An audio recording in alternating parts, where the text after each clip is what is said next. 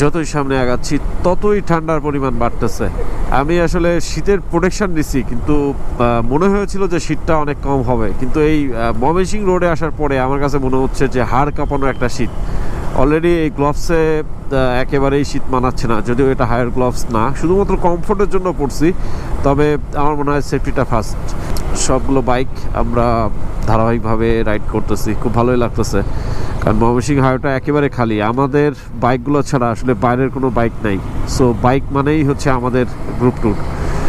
So খুব ভালো লাগতেছে। আর এই পিক আপটা অনেকক্ষণ ধরে অনেক তাফালিং করতেছিল, ফাইনালি সে গেল, যাক ভালো হয়েছে, খুব ডিস্টার্ব করতেছিল। আর আমরা একেবারে রাজেন্দ্রপুরের কাছাকাছি চলে আসছি।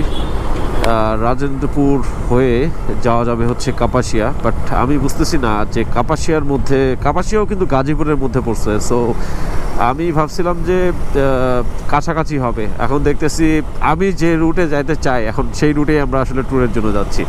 ভালোই লাগতেছে। এই যে অটো রিক্সা দেখেন কি অবস্থা,